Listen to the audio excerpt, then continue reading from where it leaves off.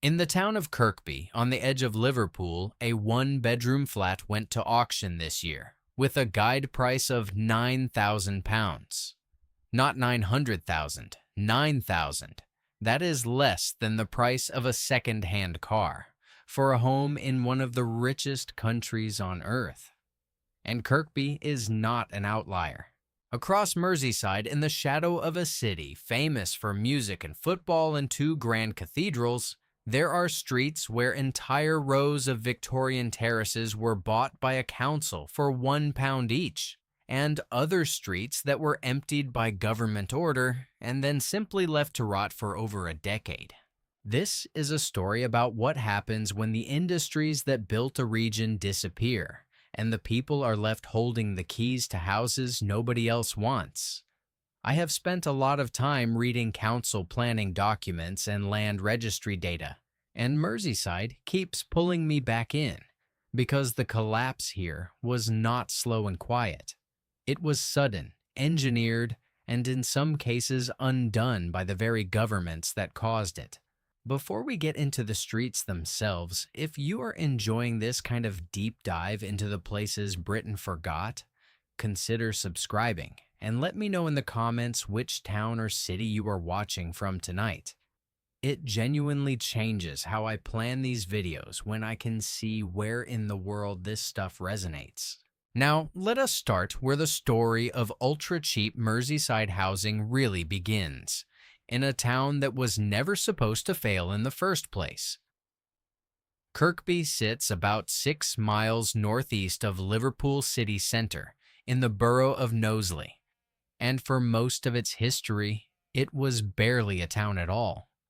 Records going back to the Domesday Book describe it as farmland, a scatter of cottages that sent produce into Liverpool by horse and cart well into the 1920s. Then, after the Second World War, Liverpool Corporation needed somewhere to put tens of thousands of people being cleared out of the city's bombed and overcrowded slums, and Kirkby was chosen as the release valve. A population of around 3,000 became more than 50,000 within about a decade.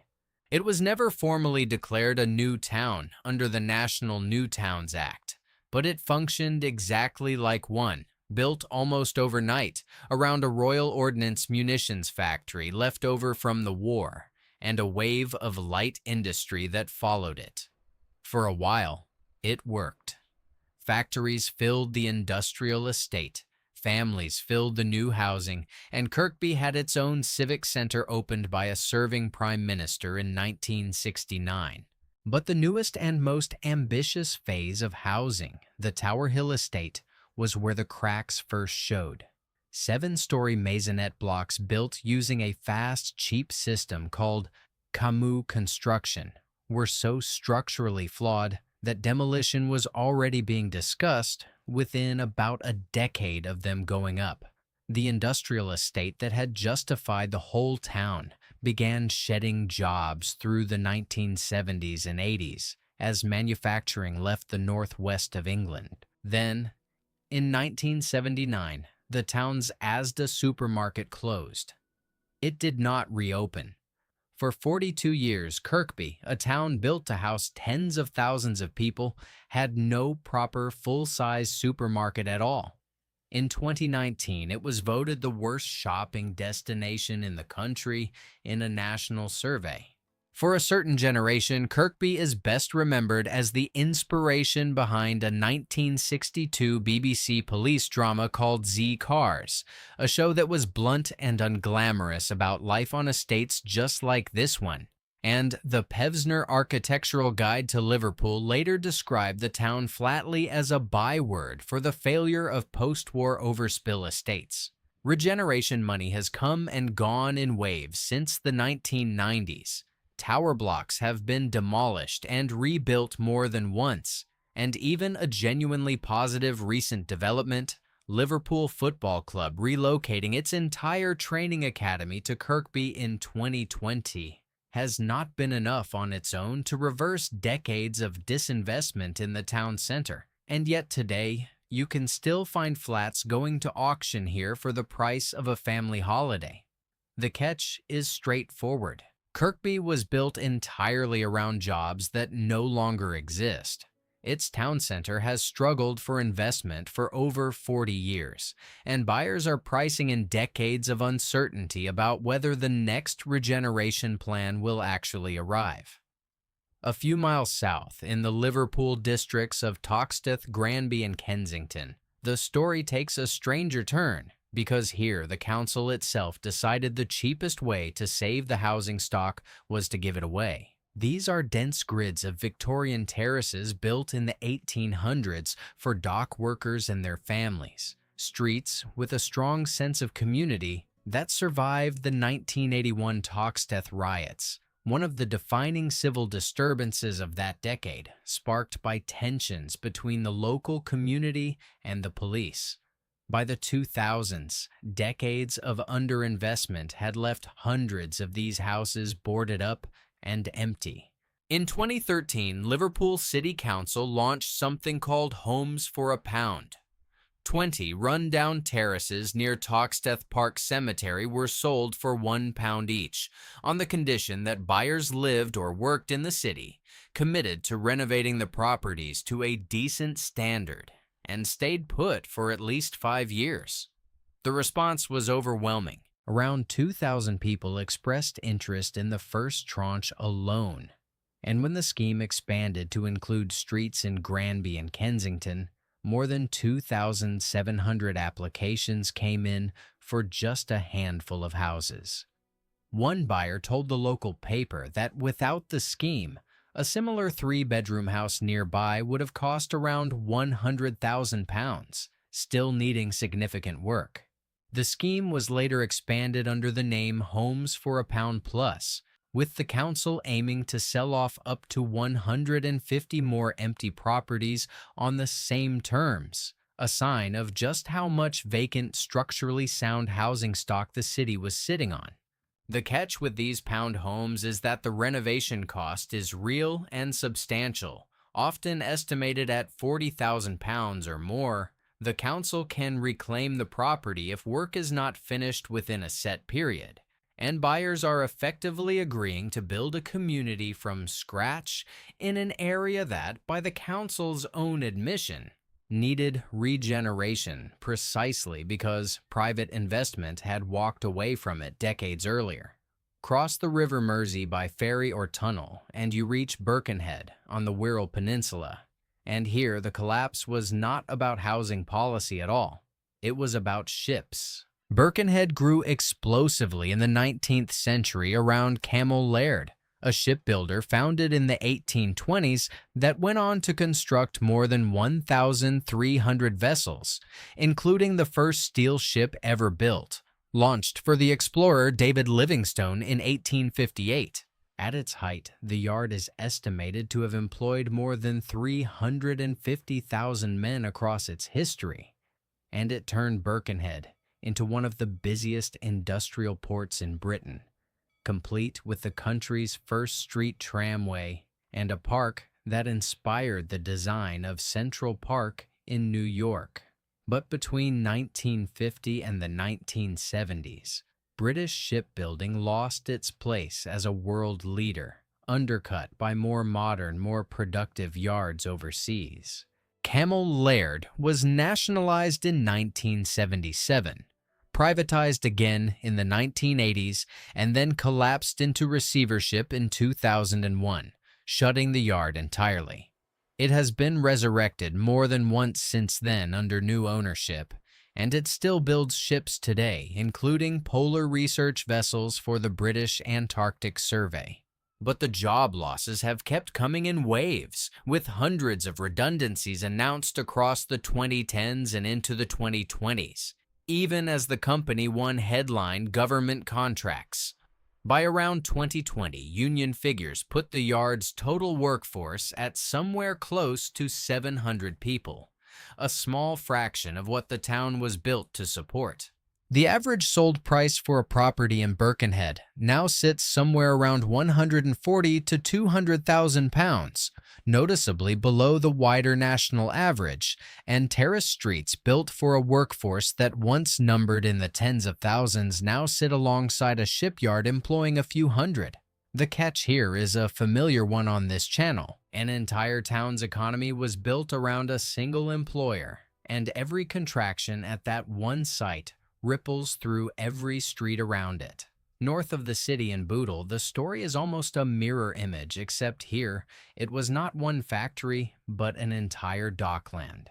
Bootle grew up directly beside the port of Liverpool, and by the height of the Victorian era, it had its own charter, its own grand town hall, and a population that exploded from Irish migration fleeing famine and looking for dock work.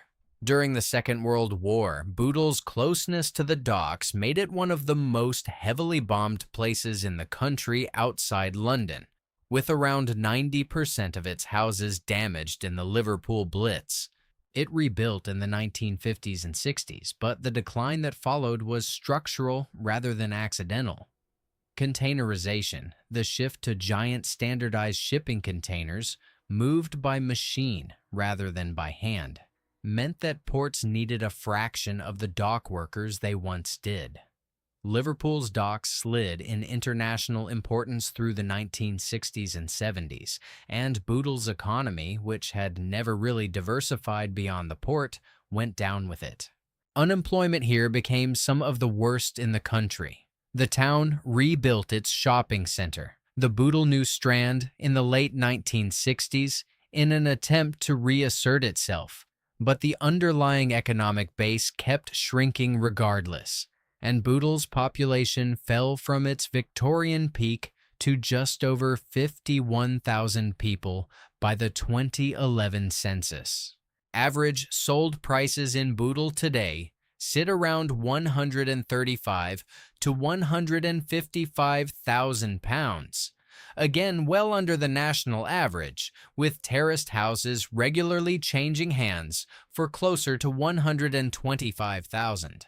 The catch is that Bootle's fortunes were never really in Bootle's control. They rose and fell entirely on decisions made about how global shipping worked, decisions taken in boardrooms thousands of miles away. If you are finding this look at Merseyside interesting so far, this is a good moment to hit subscribe, because we are only halfway through, and the next few places get considerably stranger.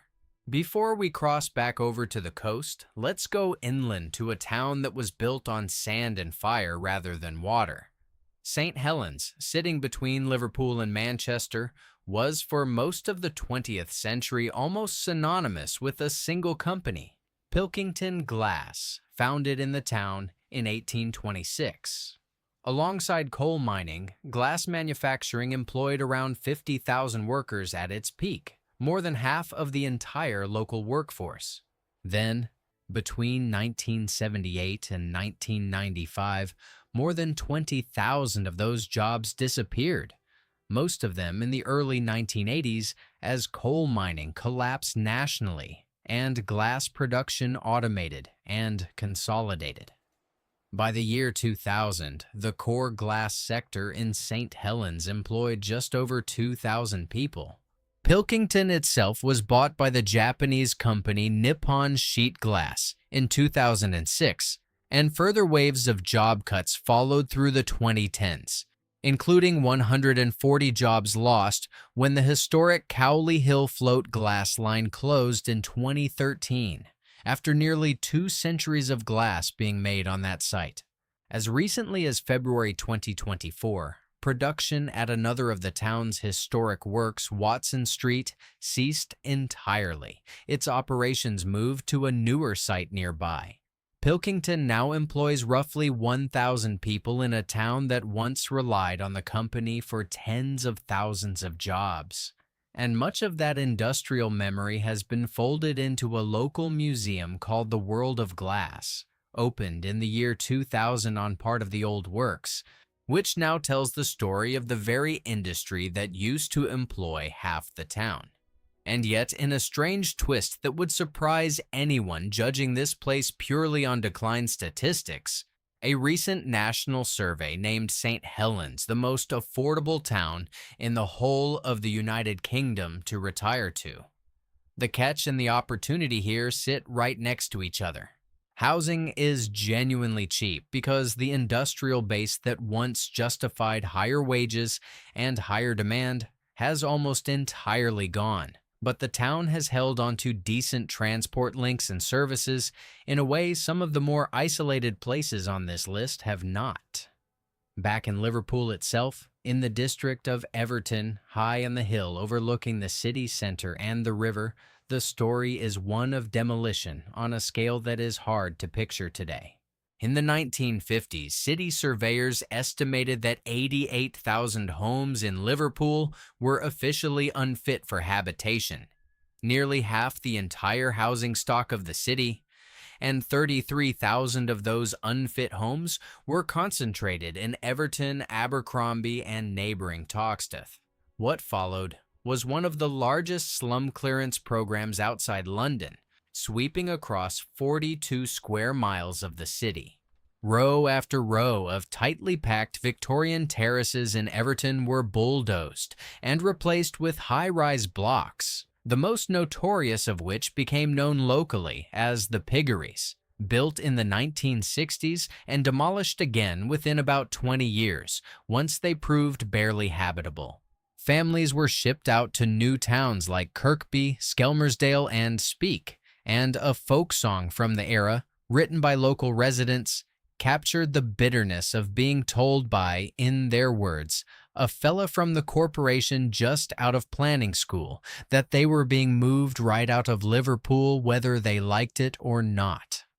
Everton's population has fallen by more than 100,000 people since the 1960s. Where dense streets of terraced housing once stood, there is now Everton Park, 40 hectares of grass and trees created between 1984 and 1989, directly on top of the cleared land.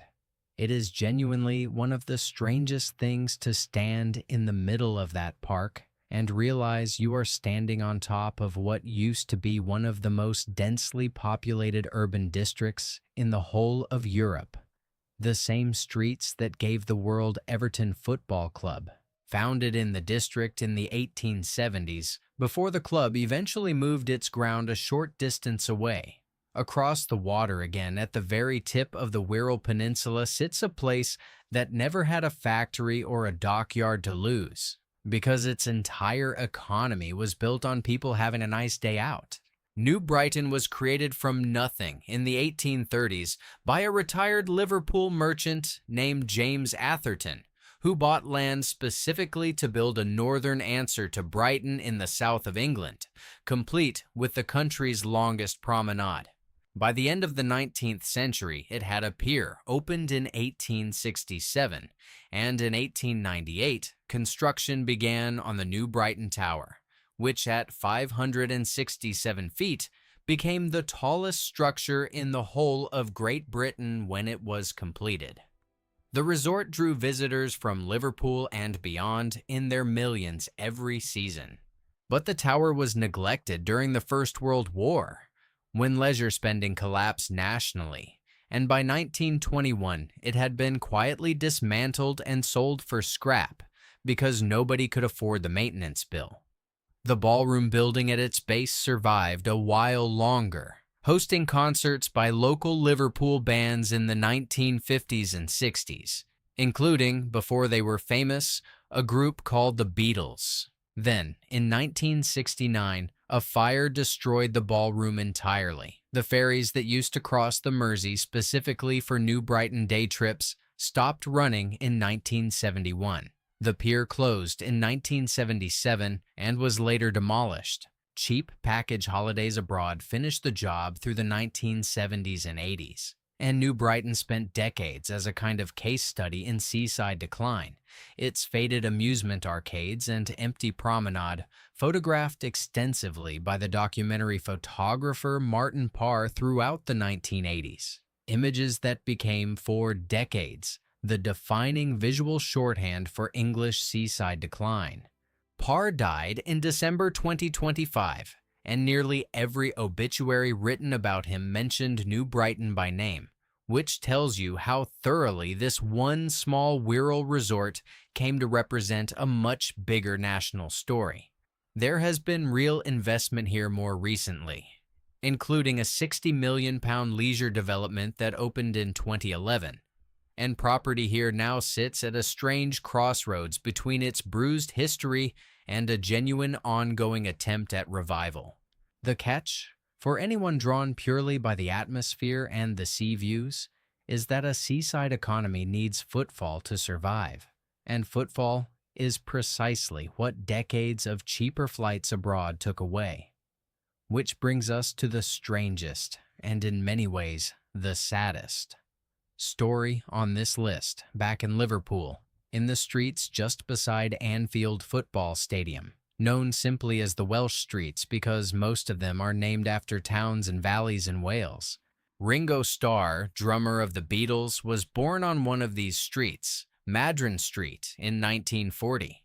In 2002, under a government initiative called Housing Market Renewal, nicknamed the Pathfinder Program, these streets were earmarked for demolition. Part of a huge national scheme that ultimately targeted around 18,000 homes across Merseyside alone, and up to 400,000 across the north of England and the Midlands. Between 2002 and 2011, residents were gradually moved out, and the houses were boarded up in preparation for clearance. Then, in 2011, the incoming government scrapped the Pathfinder program entirely, having spent almost £22 million on Liverpool's part of the scheme alone, and simply withdrew the funding. The demolition never happened, but the houses had already been emptied. For years afterward, the Welsh streets sat as a ghost neighborhood in the middle of a functioning city. Hundreds of solid Victorian terraces, structurally sound, simply sealed shut, and slowly decaying, while campaigners in the council fought over what to do next. A heritage charity called Save Britain's Heritage fought the demolition plans for roughly 13 years, all the way through a public inquiry in 2014. And in 2015, the Secretary of State overruled Liverpool City Council's own planning committee and blocked the wrecking ball outright, in what the charity itself later called one of the toughest campaigns it had ever fought. A private developer has since spent more than £42 million gradually restoring the surviving houses, including No. 9 Madron Street, Ringo Starr's birthplace. The catch and the lesson of the Welsh streets is not really about jobs or geography at all. It is about how a government policy designed to fix a housing market ended up blighting that same market for well over a decade through nothing more than administrative indecision, leaving good, sound homes standing empty for years for no reason other than paperwork. So why does a region this close to a major city, this rich in culture and industry and history, keep producing towns and streets where homes sell for a fraction of the national average? The honest answer is that Merseyside was built almost entirely on things that stopped being needed in roughly the same 50-year window. Ships, glass, coal, dockside cargo handling, and a certain kind of seaside leisure that cheap flights made obsolete overnight. When an economy is built that narrowly, its housing market cannot really be separated from its job market. And when the jobs go, prices follow them down, sometimes for generations. Who can actually live well in a place like Kirkby or Bootle or the reborn Welsh streets? Realistically, people with remote work or a stable pension, people willing to genuinely renovate rather than simply occupy, and people who value community and proximity to a major city over having every amenity on their own doorstep. It is not a place for anyone expecting an instant return on investment, because in most of these streets, the return has been decades in the making and is still not finished. And in one or two cases, as we saw with the Welsh streets, that return only happened at all because a demolition plan was stopped in its tracks by outside campaigners rather than by anyone in the town itself. I will leave you with this question for the comments. If you could take on one of these houses, the £9,000 flat in Kirkby, or a pound home in Toxteth with £40,000 of renovation ahead of you, which would you actually choose, and why? There are dozens more towns like these scattered across Britain, and I will be walking through another region's forgotten streets very soon. This video is for informational and historical purposes only, and is not financial or investment advice. Property values change, and viewers should do their own research or consult a professional before making any purchase decisions.